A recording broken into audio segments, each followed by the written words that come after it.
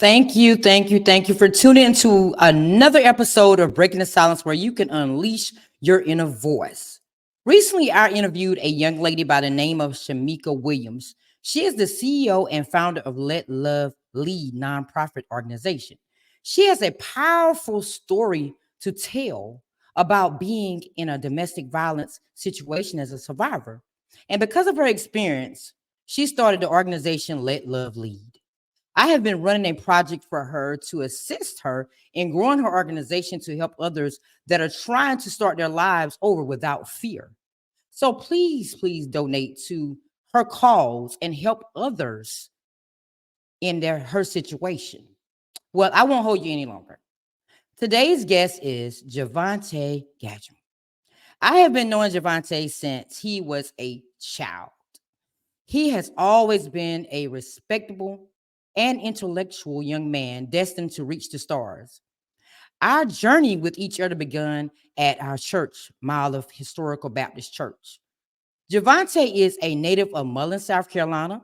As I always say, when someone from my hometown comes on, I am very elated, very elated. But he's currently living in the Bull City of Durham, North Carolina with his partner, Jason. His pet dog, I believe, is Cobe, and pet cat as well. So he is currently serving as the Southern Region Associate Student Representative for the Sigma Chi Delta International English Honor Society. He has also had a passion for writing from an early age. After writing tons of speeches, plays, novels, and short stories throughout grade school and college, he decided to major in English at North Carolina Central University and will be graduating with his degree next month. I am so proud of him. He firmly believes that anything is possible and you can overcome any obstacle. Clearly, because he's a graduate of next month, he's graduating. So, yes, he has always been driven, comical, stern, and ambitious and infectious. Has an infectious personality that illuminates any vibe in any room. And that is so true. So true. It is a pleasure knowing him as a person. So, after the countdown, I want everyone to please welcome Vontaye to the stage.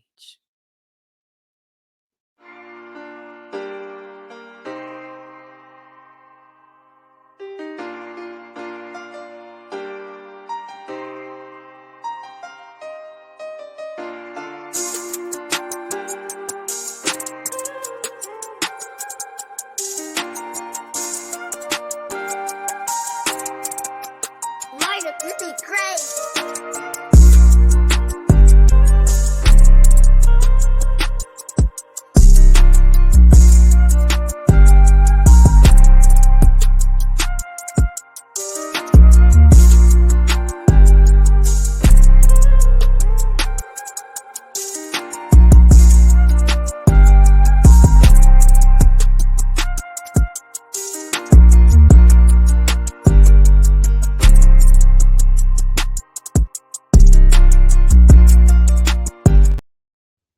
Hi, Vontaye. How you doing today?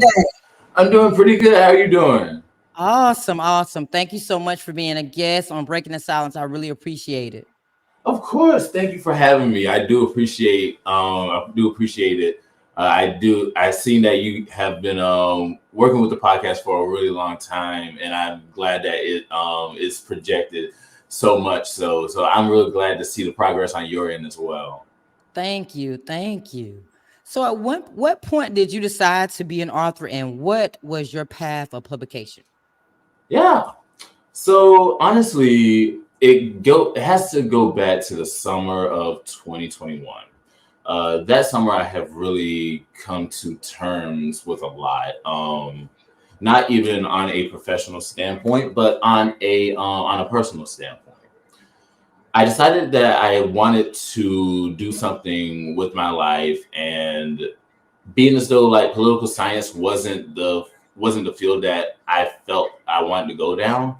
I wanted to look at other ventures, and I asked myself, well, what do I like to do? And I just thought back, I love to write. I really do. Going back to the days where I was writing plays for the church and just writing different short stories and novels for high school and throughout college. It has been a truly rewarding experience, to say the least. But after that summer, I had to really come to terms with myself as a person. And after I developed or I got my sense of writing down to a niche, I said, I want to take that and apply it. I want to help people. And that's where my next career goal of becoming a high school teacher came in at. Um, and I just want to let people know that the love of English is really still prominent. I understand that English can be a boring subject. I understand, I really do. But I want to come up with a way to allow students to express themselves without having to write or read just because they have to. I just want them to have a joy in what they're doing. As far as my publication process went, it was a really fear factor thing. I had a fear of publishing mainly because of a situation many years ago. I had fear that my books and my plays weren't going to be prominent, wasn't going to be successful, but I had to get out of the sense of fear and understand that no matter what, as long as you're doing what you love to do, no, anybody else, everyone else's opinion, it just doesn't matter. And after coming to that realization and finding my craft, through college, taking courses, and getting connections from other people about their publication processes. It's just I'm trying to get everyone's input and then try to find a craft of my own and then run from it. Wow, I didn't know that you wrote plays for the church. That was new for me. Well, if you're in for a story, I have an interesting one. It goes back it goes back to fourth grade. It was a particular Easter play I remember. And I was so excited that I distributed all the scripts to everyone. And everyone was like, okay, cool. Yeah, we were rehearsing and everything. So once word got around, I found out that the play was switched, like the wording of the play was switched the day of Easter. And I'm just like, okay, so we're all scrambling around. Everyone's just wondering like, okay, what's going on? And then by the end of it, my mother came to me, and my mother and my grandmother came to me and said, that wasn't your play. And I said, no, it wasn't, but I don't have a say. I'm only in the fourth grade, apparently. And it's like, I told myself at that point, I didn't want to write another play again. And I didn't up until 2018. And we were on our way to not St. Louis, San Antonio for another convention. And one of the topics was playwriting. And I think it was Alexia Vereen. She said, Javante, didn't you used to write plays? And I said, yeah, I did. She said, well, they have a playwriting competition. It wouldn't hurt for you to write one. And I said, I don't know. I don't know. I haven't wrote a play in over 8 years. And she said, it wouldn't hurt. So I did I started writing. And then after I got done writing, she said, why won't you submit it? And I said, I don't know. Again, it's just a fear factor thing. I was just so nervous, so scared of honestly failing. I really was. And after I submitted that play, won first place, and had opportunity to go national, but I didn't do it because I had to pay for college. Didn't mind that. But having that type of support really does make a difference whenever you're come to terms with something, whenever you're passionate about something. Right. Like you would go to your loved ones and say, hey, is this a good idea? Or hey, is this a shot in the dark? Do I have a chance? And sometimes, it's like, oh, you're just telling me that I'll be successful because you're just my friend. But no, honestly, they really want you to strive. They really want you to be there when at your highest and your lowest. So it's Right. just I couldn't really thank her enough for that. And I wrote another play for a college assignment. Don't know if my professor read it or not, but I that was the first play I wrote since 2018. And it's like I really want feedback from him on that to see if there's anything I genuinely need to work on. But Right. That would be nice. exactly. But going through college, going through everything, the experiences and the connections that I've made have just been insurmountable. I couldn't be thankful for each and every one person that I come in contact with. But fear stops a lot of people from reaching their dreams. Fear stopped me. Oh, But I mean, once I took that first step with this yeah, podcast, I kind of like took off after that. I'm like, exactly, I'm not gonna let nothing stop me now, because when I get behind this mic, I'm who I am. I'm exactly. alive. Mean, So this is my passion. exactly, and nobody can take that away from you. Nobody, No one. nobody. So my advice to you on that is to keep going. Don't let nobody to tear you away from what you really have a passion for and what you really want to do in life. Do Yeah, it. You know. I appreciate that. I can't tell you like I didn't need to hear that. These next few weeks going towards graduation, it's not a bittersweet because it's all sweet. It's a surreal moment. And as the weeks are coming up, I'm just thinking back like the trials, the tribulations, the support, the highs, the lows, everything that I have done up to this point. The people who have been there, the things that I've done. I just really could not be thankful, and I'm just ready to make a lot of people proud. That's it. That's You're already ultimately. doing that. You're already making everybody proud. So don't think that just because you're reaching another milestone in your life that nobody's proud. Because I know your mom is very proud of you. She's always been proud of you. So, she you always know, she always has and always will be. Each time I speak, so I choke up a little because it's like I ultimately did this for you. I wanted you to ultimately see me graduate. Of anybody else, I wanted you. And now that I'm giving her that opportunity, I just couldn't be more thankful. wow, that's awesome. That is so sweet. So tell us a little bit about Till It's Gone. Tell us what it's about. Of course, of course. Till It's Gone is the first of three. It's a series. It starts a series called Gone the series, and Till It's Gone tells a story about a man named Kevin Gordon, who is a detective, but he just had some run-ins with his wife, and she thought that he was going behind her back, sleeping with other people, and it wasn't the case. So as he's trying to chase her down, he falls into an accident and falls into a coma. So while he's in the coma, he revisits the time when he first met his wife, but it's a lot more dramatic than romantic.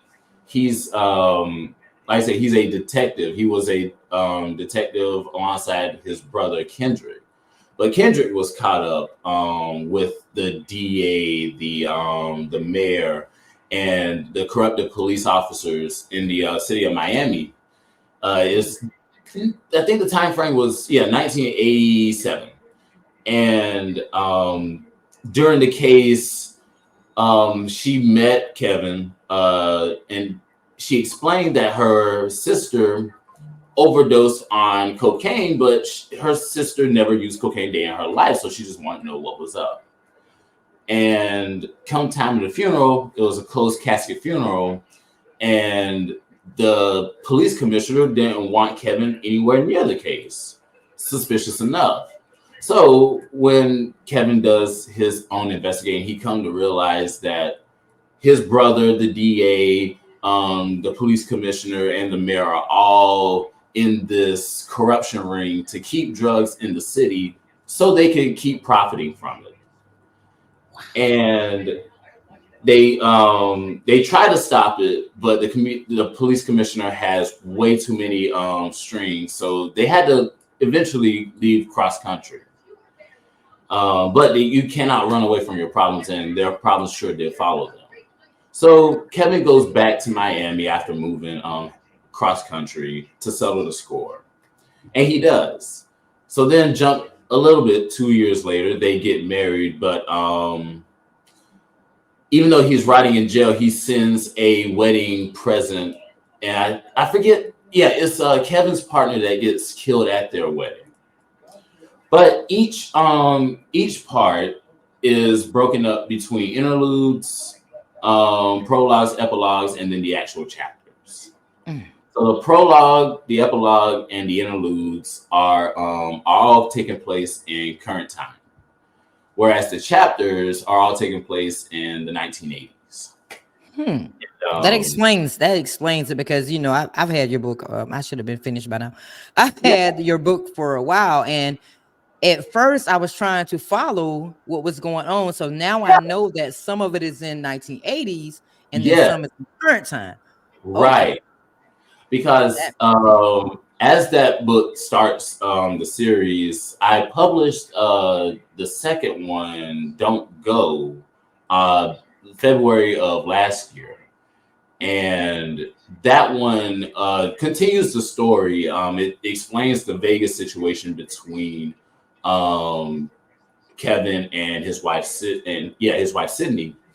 And they were trying to keep the family together for the sake of their son, because their son was about to graduate high school, and they didn't want to take him through that stress.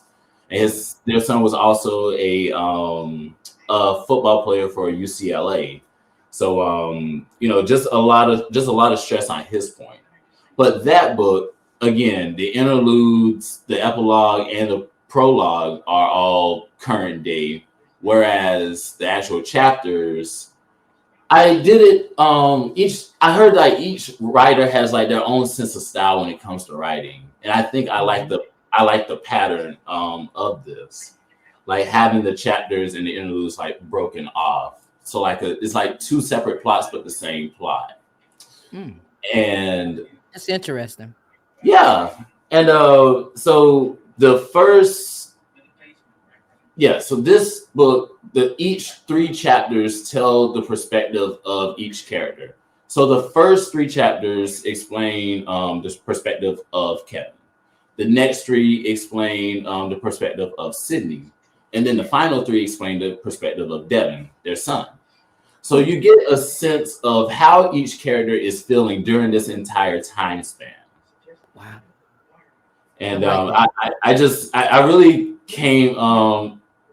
I don't know how. I guess it was an assignment I had to do for college, one of my college classes, and we just had to research different writers' writing styles.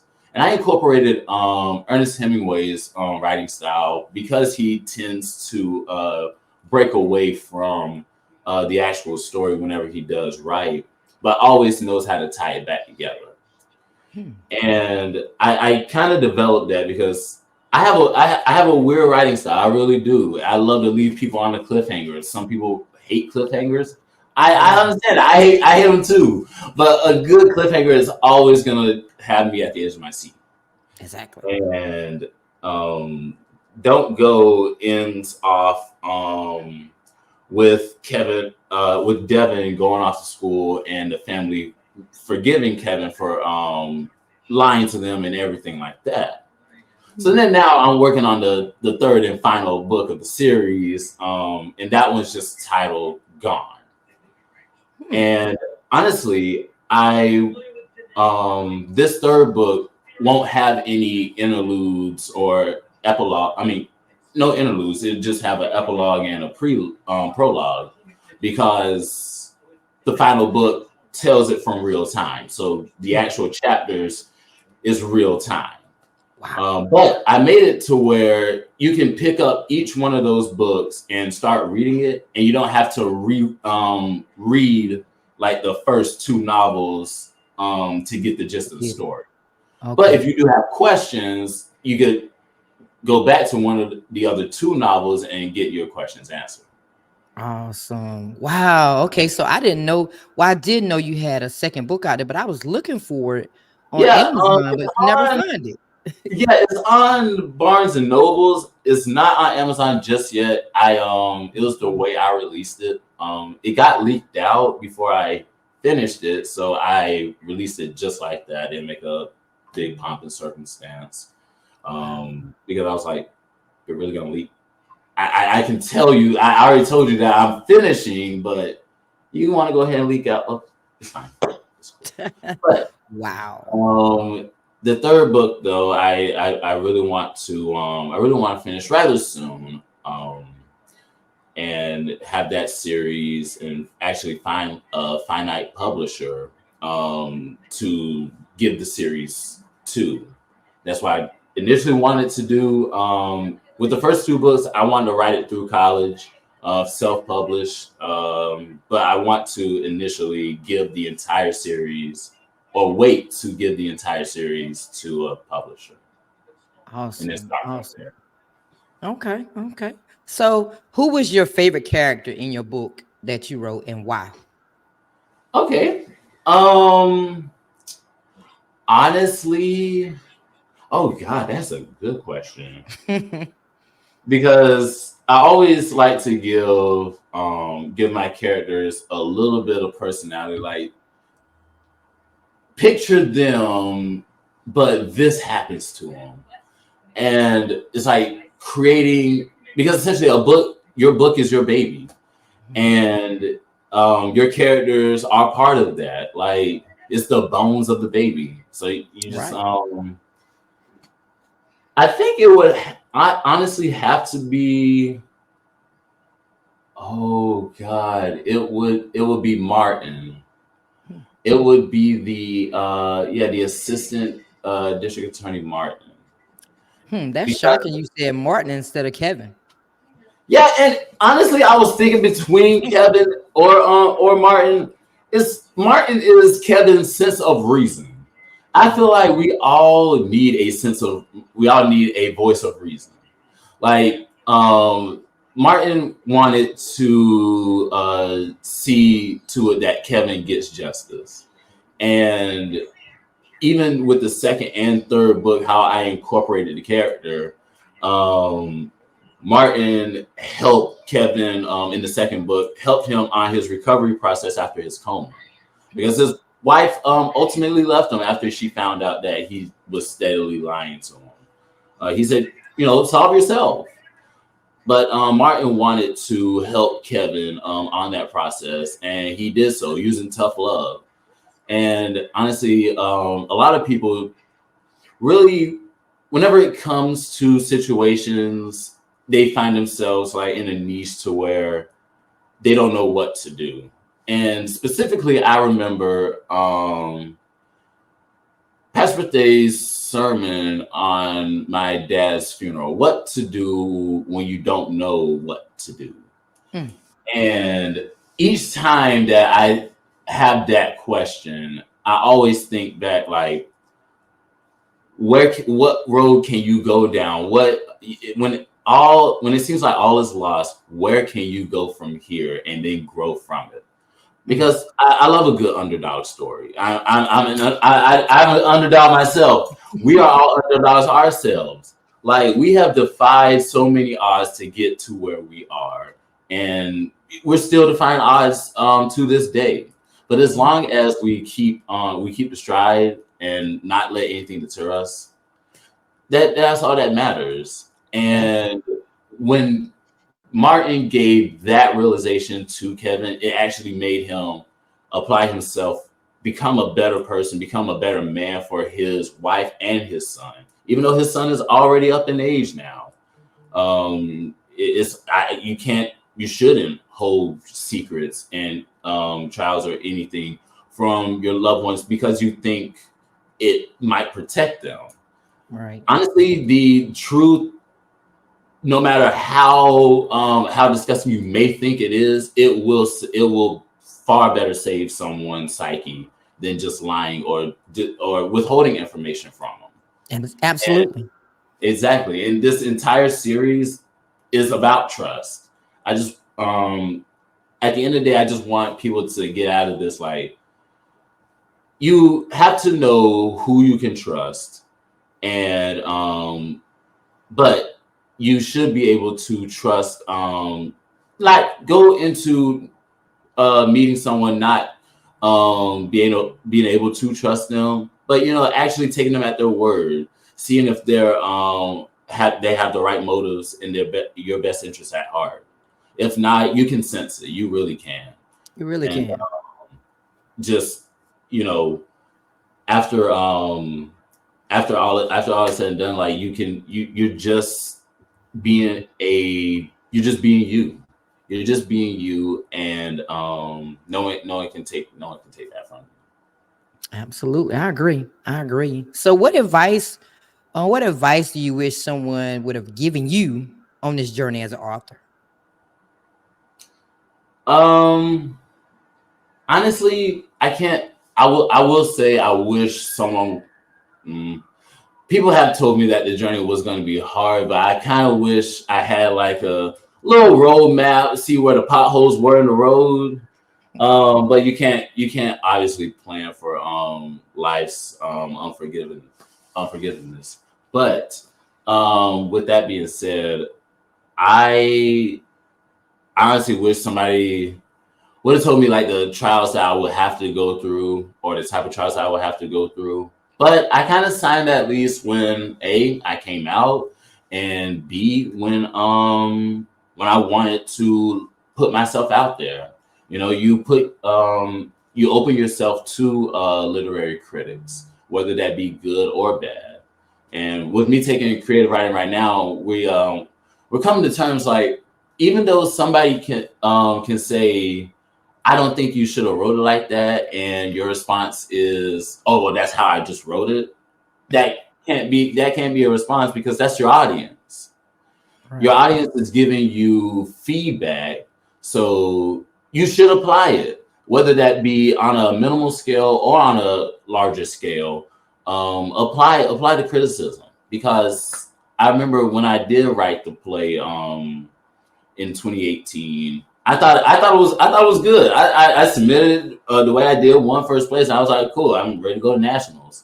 But when I read the comments that led to my play being enhanced, I was like, okay, I didn't think of it like that. Taking on other people's perspectives and crafting your own way. It's like, whenever you do hear people's perspectives, it's not, oh, they're just telling me what I need to do. You have free range to do it. You have free range to do anything. But how you take that criticism and then work it into your craft, that's how you become better. You do, Absolutely. and honestly, you see the improvements from your first work and then the crafted work. It's like, huh, I like that. It's spicy. I like it. But you know what? You're right, because when I wrote my first book, and then I went to my second book, and my third, and my fourth, and fifth book. It was all of those books are different because Exactly. I grew. You learn from the criticism, like you said, the criticism people give you, good or bad, and then you Exactly. have to apply it at some point if you want to get better. You do. But people don't. A lot of people can't take constructive feedback. That's the Right. problem. But if you want to grow in your craft and grow in your passion, you have to take the good with the bad. You have Period. to. Like, You have not everyone wakes up great. Like, I know Michael Jordan has spent countless hours in the gym perfecting his craft. I can only imagine our pastor has spent countless hours hunched over a table trying to write a sermon. Like, it takes time to where to perfect or to finite your craft, and you're never always going to be perfect. There's always going to be room for improvement. I have taken that quote in stride all my years in life. Like there's always room for improvement. I understand, like, yeah, I'm doing good. The congratulations, I do appreciate. But what can I do to make this better?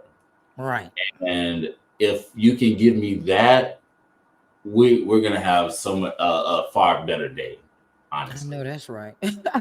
So I know you're still young and you're still learning, Oh but yeah, if you could tell your younger writing self anything, what would it be? honestly, don't give up. Don't give up. I have really told I keep telling myself this each and every day, like you have gotten this far. You cannot stop. You cannot keep backtracking yourself. You gotta keep pushing, no matter how hard it seems. And I know, like as a kid, like I had a really blessed and grateful childhood. I'm not even gonna cap. I really did. All the church trips, all my upbringings, how my mother raised me, how everyone has been there for me and their support. Like I could not have had anything better or asked for anything more because my mother has worked her behind off and still does to support me, to support our family. And it's such an alluring feeling that that people that you do have support. And as long as like you do have support, because support really does carry weight. It People does. you can say like, oh, I don't care about what people feel. I don't need anybody, but you do. You at least You need do. one person. Wonders. Um, yeah, like one person to tell you that you are doing good, that you need to keep going. And I found that person in several people. And if it wasn't for my fiance Jason, if it wasn't for my mother, if it wasn't for people in my community having my backbone, I wouldn't be here right now. I wouldn't be in the place to sit here and tell a testament of this caliber. And I'm so grateful to tell a story.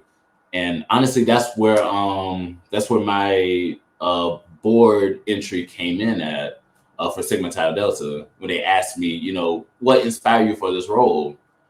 I'm looking to inspire the future generation so they can know that they can defy the odds.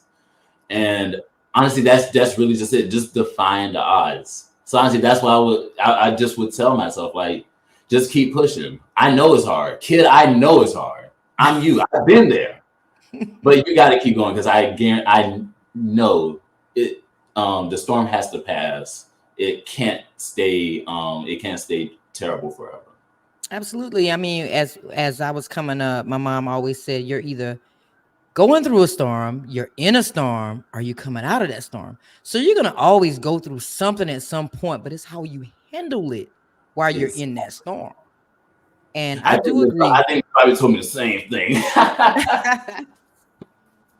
I do agree. Your mother she's been working herself to death all her life. I'm telling you, she's a hard worker. And And I she, know that she has your back 100% on anything that you do. I my know she God, does. yes. Yeah, she has been the epitome of my inspiration, you know, ultimately since day one. Because like at the end of the day, I want my mother's happiness. I want my mother's approval. And as long as she tells me that there's nothing that I can do that will ever have her dispel or look away from me any type of way, that to me just means so much more than anything. Like her support, her morals, her support, her being there and her helping me along this journey, like throughout my years of through high school, through grade school, childhood, adolescence, even my young adult life, like seeing seeing that she can see me grow as a young adult and seeing that, you know, the lessons she taught me along the way didn't go in vain. Like I'm really taking everything you taught me out in vain. Not Mhm. out in vain. I'm trying to apply it in life. And So you said that, after coming out, how when you came out, how did that affect you as an author? Did you receive positive feedback or negative feedback as an author? Well, honestly, I started writing really after I came out. But after taking African American literature, I studied the works of James Baldwin, and he, as he was going through a panel discussion, he explained that I may be black, I may be gay, but I am not a black gay writer. I'm an American writer.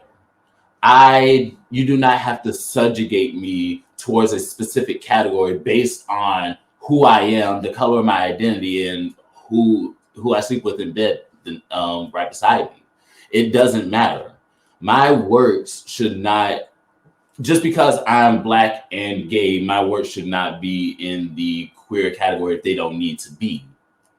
Like, I mean, I would love to see my work actually in plays, but I can't, I don't know how I would feel if Till It's Gone, actually the entire series, is in the LGBTQ section when it's not LGBTQ related. Right. But I mean, I do have short stories that are, but that's not the basis of that. And genres really, we see it all the time in media. Like Beyonce just got backlash because of her switching over to country. It's like it's nothing new. Beyonce has had country music before, one or two songs here and there, but it's like she's going towards something different. And there's nothing wrong with going towards something different. No, it's not. But But you know just what? That might be her passion. That might have been her passion from the beginning. exactly. It very much could have been. And even much so, like looking at the album itself, it said that this was 5 years in the making. She was thinking about putting this before Renaissance. And it's like once you hear the two, it's like yes. But ultimately, that type of liberation helped me with my senses and coming out as well. I like with Lil Nas, his music when it came out, it helped me in 2021. That helped me project there because it made me comfortable, me being myself. And after hearing his album and the lyrics, what he had to go through, like he legit was writing music as he was a fast food worker. Didn't think that he would reach this caliber, especially considering the fact that he came out. Wow. And it's like now look at him; he's a superstar. Yes. And I sit I sit on a board of elite students. Had a great time in St. Louis with them, and their inclusiveness, their support when I came in, introduced myself, and them meeting Jason at the award ceremony. Like they were just so elated. They were so warm and welcoming. Like they didn't want me to leave that convention feeling nothing less than uncomfortable. Wow. And I haven't met a group of people that actually cared so much about inclusiveness.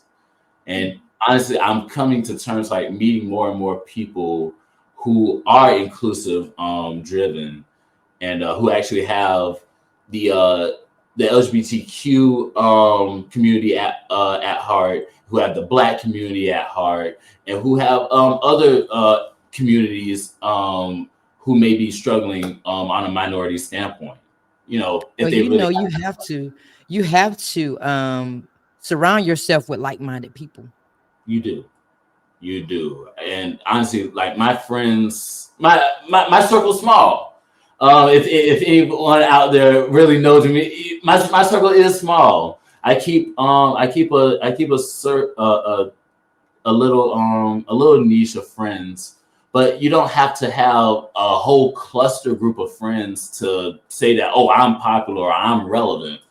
You don't need to do that. You can make your volumes sound louder without a cluster of people. Right. Like the loudest sounds come from the emptiest rooms. Oh, yes. Like it legit. You have to keep surrounding yourself with like-minded individuals, but just as that, you don't have to have a whole group. My college friends, I only have 3 of them, down to the knit and grit. My friends from back home after high school, I still talk to them, but even much so, that was a small group.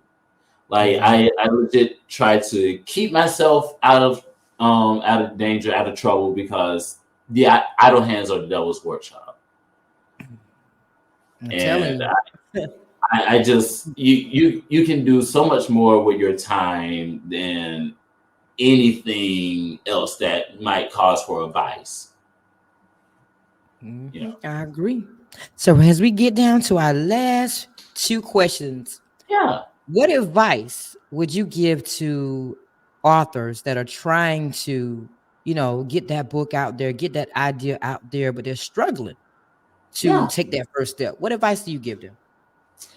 Honestly, I would say don't stress on like your creativity.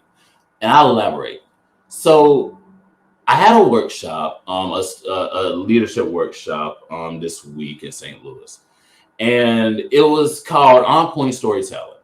And it gave students a way to let them know, just as you can come up with a story, or you can come up with a story and it takes months, weeks, years at a time to write, you can come up with a story in basic minutes. And I was telling them, going through the plot diagram, but also giving them the opportunity to create a story of their own. And it was insane. The stories they got were so insane, but they were so creative. And one student came to me during the award ceremony, and she said, "Javante, your workshop has really helped me." I said, "Really?" She said, "Yeah, I was in writer's block for 5 years. And after attending your workshop, I got back to my room. I started doing a plot diagram and started writing down like the scenes of my characters, and everything just started coming back to me." I said, "That's it. That's all it takes. Just one small step. You don't have to think big, like, oh, how do I want to get to the end? You don't have to make your end goal is to make it to the end, but let's backtrack and see where can we start, and where can we start to get to the end, and then follow the steps along as we go." So I guess that would be my advice. Don't let if you don't have any ideas, or nothing's come to you right now, it's fine. It's totally fine. It's not the end of the world. Trust me. A lot of people have had writer's block for years at a time. Many famous authors have ended their lives because they didn't think they could end their writer's block. And I was like, you can't, just do not let your let that headache overcome you. Like, and even if you can't think of anything for that story, you can leave it and come back to it. If you have something else in mind, go ahead and write that. You don't have to always just stop right there. There's alternatives that you can do. Wow. You might be speaking to me because I was supposed to release my next book in February. And I Yeah. just I had a little moment where I was in writer's block, and plus I was busy. Oh But no, I'm trust supposed to come out with the next one in May, and I still haven't got to that computer and really started writing again. But I must have needed that advice from you today. me. Because I mean, honestly, I know the feeling of writer's block. It's detrimental. It's like once you finish that last chapter, it's like, okay, I made it to the next chapter. How I want to start it? I don't know. God, I don't know. And it's like you go down a tangent and you try to pick ideas out of the air, but nothing's coming to you. And honestly, I have really found sometimes my ideas come to me in my sleep. Sometimes my ideas come to me in everyday conversation, a quote somebody said, like, huh, actually, I need to hear that. And I'm going to pick up there. And it's like having that type of mindset will allow you to project in your writing, because like I have been writing a book now. I said I wanted to. It was entitled Divided, and it tells the story of a black attorney who was she was married to the governor of Louisiana, but he was killed, and everyone in the state thought it was her. So now she has a week to defend her case before she gets the electric chair, and no one is believing her. No one wants to take her side because everyone loved the governor, and it's like now that everyone sees that you killed the governor, they don't want your side. But I stopped writing. I wanted to publish it last Mother's Day, and I still want to dedicate it to my mother, because that story is going to tell the hard workings of a Black woman. But why I have hit writer's block with that, I'm not a Black woman myself. So I'm doing all the research and all the interviews that I can with Black women to get their sense of how they cope with day-to-day lives, how they go about life as a Black woman. Like, I know there are, as a Black man, I know there are differences. I know there are challenges and tribulations that Black women face. And I am here for my sisters. I really am. And it's like, I want to come to understand so I can write it. And I have the best example is your mom. Exactly. And that ultimately led me to start writing the book. I made it down to the second chapter.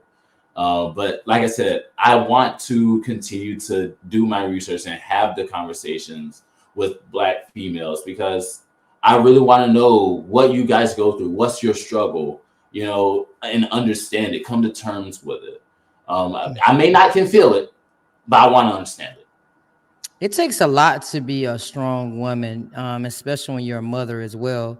You have to go through a lot of obstacles, especially when you're a mother, on top of being that Black woman, days that, mothers don't talk about, to their children.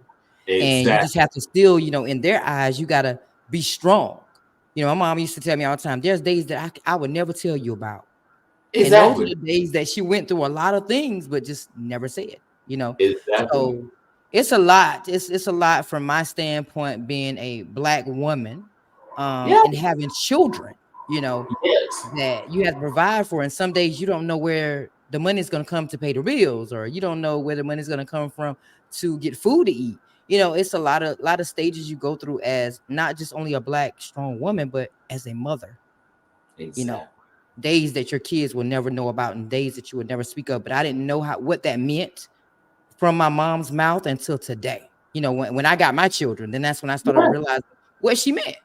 So that's why I said that first story, your mom. I'm telling you, that's going to tell the whole story. That's going to give you the motivation you need for that story. I'm telling you. And honestly, that's why I want to dedicate it to her. Like that. When I first had the idea of that story, like I couldn't think of a harder working woman than my mother. And the woman who defied odds herself. And I'm writing about a woman who's trying to overcome one of the biggest obstacles she has to overcome. She's coping with the death of her husband, and she can't even grieve because the whole state and the whole country thinks she killed him. Like that's stress. I don't know what type of stress that is, because I mean, I can't go to people and ask, like, how did you cope with the loss of your husband? I can't go to my mother and ask her. Your mom is gonna give you that whole story. I'm telling you, she's gonna be the inspiration behind that, Javante. And exactly. So as we wrap up our conversation today, the most important question I have for you is, where can we purchase your book? Even though I already have it, everybody. I have the book. I just got to get the second book, but let Of them know course. where they can get that book from. Yes, of course, of course. I do have to update my website, but you guys can go to my website, www.jgagum.com.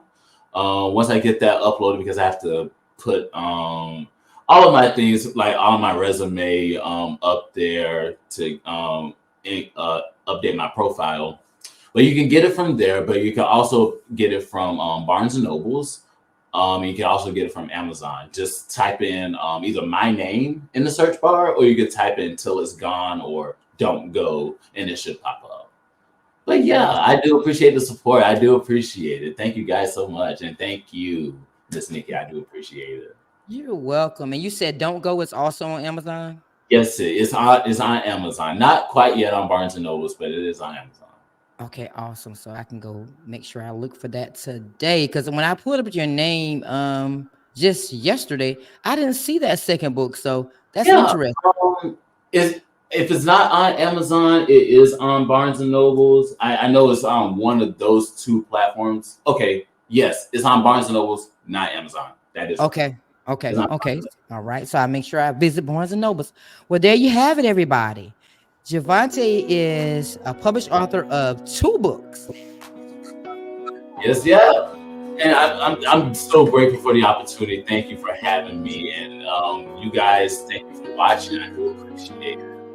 You're welcome. You know, I have to get people from my hometown involved, and I always like to shine a light on where I'm from. You can't forget where you're from. You can't forget where you come from. You can't forget your roots. You can never forget. So everybody, please go support him and go to Amazon, go to Barnes and Nobles to get "Don't Go." That's the second book. But I suggest that you get the first book first, so we can follow his trend for the third book.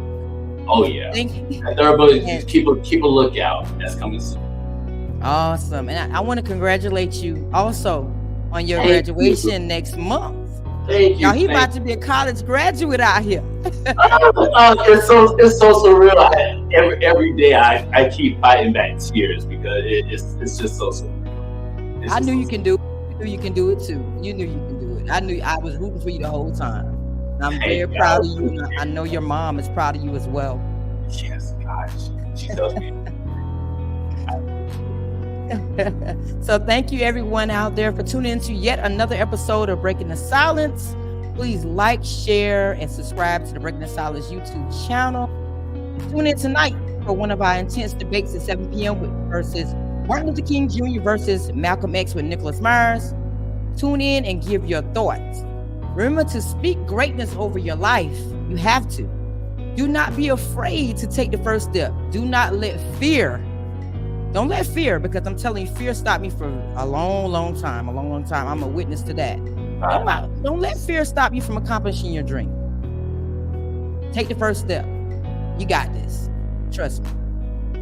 So tune in next time to Break the Silence together. Y'all have a wonderful evening.